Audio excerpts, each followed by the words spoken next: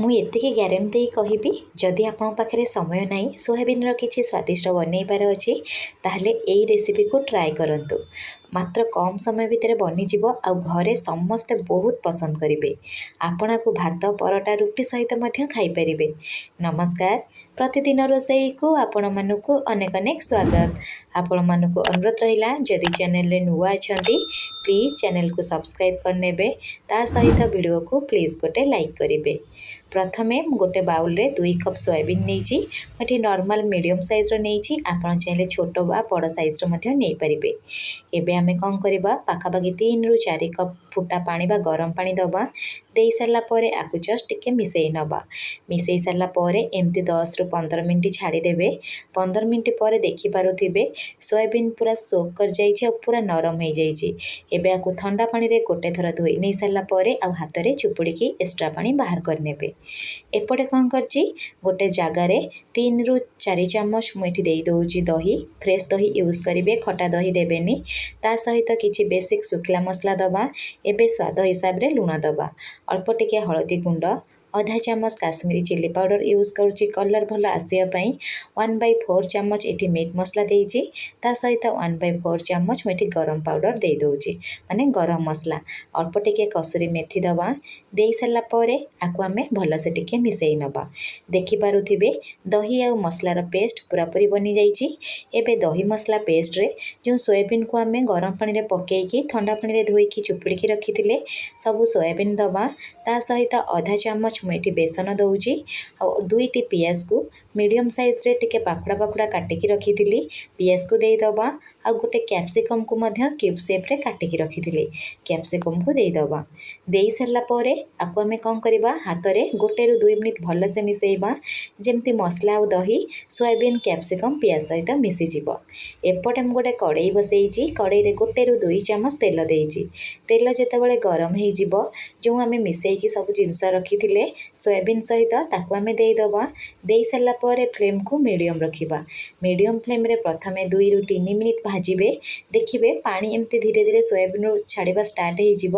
ତାପରେ 2ରୁ 3 ମିନିଟ୍ ଏହିପରି ମିଡ଼ିୟମ୍ ଫ୍ଲେମ୍ରେ ଛାଡ଼ିଦେବେ। 2ରୁ 3 ମିନିଟ୍ ଗଲା ପରେ ଆଉ ଥରେ ଟିକେ ଭଲସେ ଭାଜି ନେବେ। ପାଖାପାଖି 4ରୁ 5 ମିନିଟ୍ ହେବ ସୋୟାବିନ୍କୁ ମୁଁ ଭଲସେ ଭାଜି ନେଇଛି। ଏବେ ଆଉ ବେଶୀ ଭାଜିବାନି। ଆକୁ ସବୁ କାଢ଼ିକି ଗୋଟେ ପ୍ଲେଟ୍ରେ ରଖିନେବା। କଡ଼େଇରେ ଏବେ ମୁଁ କ'ଣ କରିଛି ନା ଆହୁରି 1ରୁ 2 ଚାମଚ ତେଲ ଦେଇଦେଉଛି। ତେଲ ଯେତେବେଳେ ଗରମ ହୋଇଯିବ ଗୋଟେ ମିଡ଼ିୟମ୍ ସାଇଜ୍ର ପିଆଜକୁ ଫାଇନଲି ଚପ୍ କରି ନେଇଥିଲି, ପିଆଜକୁ ଦେଇଦେବା। ଫ୍ଲେମ୍କୁ ମିଡ଼ିୟମ୍ ଟୁ ହାଇ ରଖିବା। ମିଡ଼ିୟମ୍ ଟୁ ହାଇ ଫ୍ଲେମ୍ରେ କଣ୍ଟିନ୍ୟୁଅସ୍ଲି ଲାଇଟ୍ ବ୍ରାଉନ୍ କଲର୍ ହେବା ଯାଏ ପିଆଜକୁ ଭାଜି ନେବା। ଦେଖିପାରୁଥିବେ ପିଆଜର କଲର୍ ଧୀରେ ଧୀରେ ଚେଞ୍ଜ ହୋଇଗଲାଣି। ଏଠି ଆଉ ବେଶୀ ଭାଜିବେନି, ନହେଲେ ଖାଇବା ପାଇଁ ପିତା ଲାଗିବ। ଯେତେବେଳେ ପିଆଜର କଲର୍ ଚେଞ୍ଜ ହୋଇଯିବ ମୁଁ ଏଠି କ'ଣ କରୁଛି ନା ଟମାଟୋ ତା ସହିତ ଅଦା ରସୁଣର ଗୋଟେ ପେଷ୍ଟ ବନେଇ ନେଇଥିଲି, ସେଇ ପେଷ୍ଟକୁ ଦେଇଦେବି। ଦେଇସାରିଲା ପରେ ଜଷ୍ଟ ଟିକେ ଏପଟେ ମିଶାଇ ନେବି। ଆଉ ମିଶାଇ ସାରିଲା ପରେ ଏବେ ଆମେ ଲୁଣ ୟୁଜ୍ କରିବା। ଗୋଟେ କଥା ଧ୍ୟାନ ଦେବେ, ଆମେ ଯେତେବେଳେ ସୋୟାବିନ୍ ମ୍ୟାରିନେସନ୍ କରିଥିଲେ ଲୁଣ ଦେଇଥିଲେ ସେହି ହିସାବରେ କେବଳ ଗ୍ରେଭିକୁ ଦେଖିକି ଏଠି ଲୁଣ ଦେବେ। ମୁଁ ଏଠି 3ରୁ 4 ପିସ୍ ଜମା ଲୁଣ ଦେଇଛି।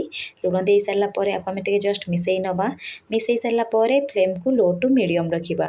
ଲୋ ଟୁ ମିଡ଼ିୟମ୍ ଫ୍ଲେମ୍ରେ କଭର୍ କରିକି 3ରୁ 4 ମିନିଟ୍ ମୁଁ ଏଠି ଛାଡ଼ିଦେବି। 3ରୁ 4 ମିନିଟ୍ ଭିତରେ ଦେଖିବେ ଟମାଟୋ ମଧ୍ୟ ସିଝିଯିବ ଆଉ ପିଆଜ ମଧ୍ୟ ସିଝିଯିବ ଆଉ ତେଲ ଛାଡ଼ିବା ଷ୍ଟାର୍ଟ ହୋଇଯିବ। ଆପଣ ଦେଖିପାରୁଥିବେ 3 ମିନିଟ୍ ହୋଇଗଲା ପରେ ଦେଖନ୍ତୁ ମସଲାରୁ ତେଲ ଛାଡ଼ିବା ଷ୍ଟାର୍ଟ ହୋଇଗଲାଣି। ଏବେ ଫ୍ଲେମ୍କୁ ଲୋ ରଖିକି କିଛି ବେସିକ୍ ଶୁଖିଲା ମସଲା ଦେବା ଯେମିତି ଲଙ୍କାଗୁଣ୍ଡ, ତା ସହିତ ଅଳ୍ପ ଟିକେ ମୁଁ ଏଠି ମିଟ୍ ମସଲା ଦେଇଛି। ଆପଣ ଚାହିଁଲେ ମିଟ୍ ମସଲାକୁ ସ୍କିପ୍ କରିପାରିବେ। ଆଉ ଅଳ୍ପ ଟିକେ ହଳଦୀ ଗୁଣ୍ଡ ଦେଇଛି। ଯେହେତୁ ଆମେ ମ୍ୟାରିନେସନ୍ କଲାବେଳେ ଶୁଖିଲା ମସଲା ୟୁଜ୍ କରୁଥିଲେ ସେଥିପାଇଁ ମୁଁ ଏଠି ବେଶୀ ମସଲା ୟୁଜ୍ କରିନି। ଏବେ ଆମେ ଜଷ୍ଟ ଟିକେ ମିଶାଇ ନେବା। ମିଶାଇ ସାରିଲା ପରେ ଆଉ ଯେହେତୁ ଆମେ ଶୁଖିଲା ମସଲାଟି ୟୁଜ୍ କରିଛେ ନା ମସଲା ସିଝିବା ପାଇଁ 3ରୁ 4 ଚାମଚ ପାଣି ଦେବା। ପାଣି ଦେଇକି ଆକୁ ଭଲସେ ମିଶାଇବା। ଫ୍ଲେମ୍କୁ ଏବେ ମିଡ଼ିୟମ୍ ରଖିବେ। ଆପଣ ଗୋଟେ ଥର ସୋୟାବିନ୍ ଏମିତି ବନେଇବେ ନା ସମସ୍ତେ ଖାଇବା ପାଇଁ ପସନ୍ଦ କରିବେ।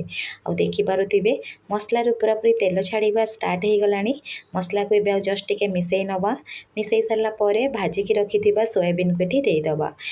ଆପଣ ଯଦି ଚାହିଁବେ ଆଳୁ ମଧ୍ୟ ଦେଇପାରିବେ, କିନ୍ତୁ କେବଳ ସୋୟାବିନ୍ରେ ବନେଇବେ। କମ୍ ସମୟ ତ ଲାଗିବ, ଖାଇବା ପାଇଁ ଭଲ ଟେଷ୍ଟ ଲାଗିବ। ଏବେ ମସଲା ସହିତ ଏବେ ସୋୟାବିନ୍କୁ ଭଲସେ ଟିକେ ମିଶାଇ ନେବେ। ମିଶାଇ ସାରିଲା ପରେ ଅଳ୍ପ ଏଠି ପାଣି ୟୁଜ୍ କରିବେ। ଏଠି ବେଶୀ ପାଣି ଦେବେନି, ଜଷ୍ଟ ଅଧା କପ୍ ପାଣି ଦେଇଦେବେ। ପାଣି ଦେଇ ସାରିଲା ପରେ ଆକୁ ଆପଣ ମିଶାଇ ନେବେ। ଫ୍ଲେମ୍କୁ ମିଡ଼ିୟମ୍ ଟୁ ହାଇ ରଖିବା। ଯେହେତୁ ଅଲରେଡ଼ି ଆମର ସୋୟାବିନ୍ ଭାଜି ହେଇଯାଇଛି, ସେଥିପାଇଁ ଅଧିକା ସମୟ ଲାଗିବନି। ତା ଉପରେ ମୁଁ ଏଠି 2ଟି କଞ୍ଚା ଲଙ୍କା କାଟିକିରି ଦେଇଦେଉଛି। କଞ୍ଚା ଲଙ୍କା ଆପଣ ଚାହିଁଲେ ଦେଇପାରିବେ, ନହେଲେ ନାହିଁ ସ୍କିପ୍ କରିବେ। କଞ୍ଚା ଲଙ୍କା ଦେଲେ ଟିକେ ଜଷ୍ଟ ରାଗ ରାଗ ଲାଗିଥାଏ, ତା ସହିତ ବାସ୍ନା ମଧ୍ୟ ଭଲ ଆସିଥାଏ। କଞ୍ଚା ଲଙ୍କା ଦେଇସାରିଲା ପରେ ମିଶାଇ ନେବି।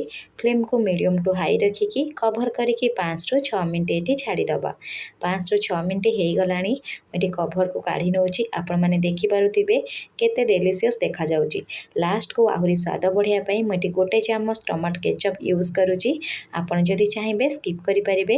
ଟମାଟୋ କେଚପ୍ ଦେଲେ ଟିକେ ଜଷ୍ଟ ମିଠାର ସ୍ୱାଦ ଆସିଥାଏ, ଆଉ ତରକାରୀର ଟେକ୍ସଚର୍ ଟିକେ ବଢ଼େଇ ଦେଇଥାଏ। ଆପଣଙ୍କୁ ଯଦି ପସନ୍ଦ ଦେଇପାରିବେ, ନହେଲେ ସ୍କିପ୍ କରିପାରିବେ। ଆପଣ ଗୋଟେ ଥର ଏଇ ଉପାୟରେ ସୋୟାବିନ୍ ବନାନ୍ତୁ। କେମିତି ବନିଲା ମୋ ସହିତ କମେଣ୍ଟ ସେକ୍ସନରେ ସେୟାର କରନ୍ତୁ। ଯଦି ଆପଣଙ୍କୁ ଭିଡ଼ିଓଟି ପସନ୍ଦ ଆସିଥିବ, ପ୍ଲିଜ୍ ଭିଡ଼ିଓକୁ ଲାଇକ୍ କରିବେ। ଚ୍ୟାନେଲରେ ନୂଆ ଥିଲେ ସବସ୍କ୍ରାଇବ୍ କରିନେବେ। ଧନ୍ୟବାଦ।